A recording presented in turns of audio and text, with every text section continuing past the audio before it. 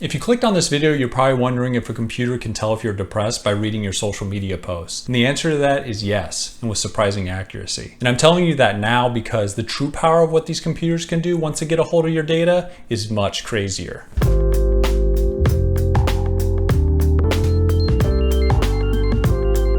Hey everybody, welcome to Sensible Psychology. My name is Blake Wamsley, and in this video we're going to be taking a look at how computers can tell if you're depressed or not by looking at your social media. So to start, what kinds of things would a computer even look for when looking at your social media data? The answer to that is everything.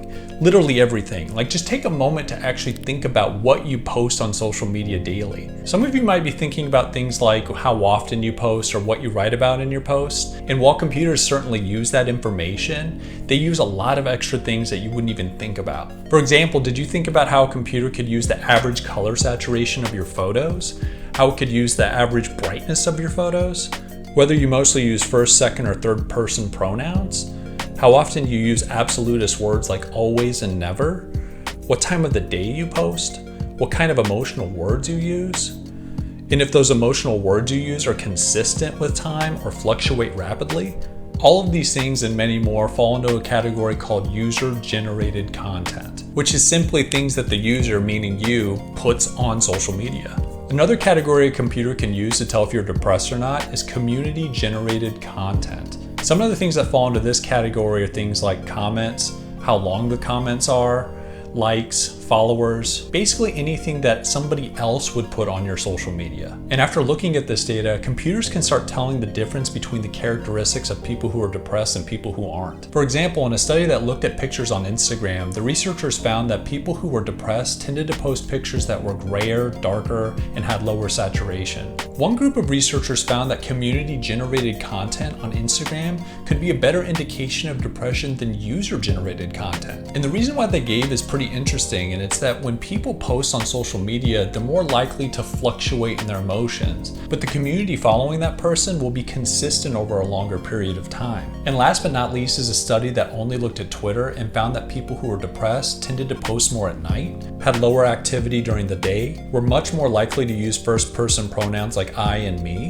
were less likely to use third-person pronouns like he, she, they, or them, were more likely to mention depressive terms or symptoms, were more likely to mention things like medication, their dosages, or mental health treatment, were more likely to use swear words, were more likely to have increased religious statements if they were a believer, and were more likely to have a small cluster of people that they socialize with online. Another interesting thing about all of these studies was the accuracy level of these computers when it came to telling if people were depressed or not. In the study looking at community-generated content, they found that when they combined that with user-generated content, that computers were able to tell if somebody was clinically depressed 57% of the time. Now that might not sound that great, but when you look at a meta-analysis showing that physicians only get it right 50% of the time, you start to realize that computers are already outperforming humans. In the study that looked at Instagram images, they were able to tell with an 88% accuracy if somebody had a depressed tendency when they combined the image data with text data and behaviors from the posters. But what about that special power I was talking about at the beginning of the video? Well, it turns out in the study looking at people's Twitter posts over a year-long period, that computers were able to tell with a 70% accuracy if a person was going to be depressed in the future. I've read tons of peer-reviewed studies on people and technology, and this by far is one of the craziest things I've come across. And it really starts to open the door to what computers can really do with your social media data. I mean, could you imagine sitting on your couch and seeing a pop-up message that said something like, there's a 77% chance that you'll be depressed in the next 2 months? And when you consider a computer combining information from your social media from things like Apple Watches, which can track your heart rate, then the predictive power of these AI can get even stronger. Imagine seeing a notification on your phone that said something like, there's an 85% chance that you'll have a panic attack in the next 20 minutes. And if you're hearing all of this and you're like, there's no way I would consent to this, consider the information that you could get about loved ones. For all of you parents out there, imagine going to bed one night and then seeing a message on your phone that said, there's a 70% chance that your child will attempt to kill themselves tonight. I know as a parent that I would want that message if I could get it. So maybe there's this weird combination of consenting to some things and maybe not consenting to others. Either way, it's a crazy time to be alive if a computer can tell what we're going to be feeling in the future before we even realize it.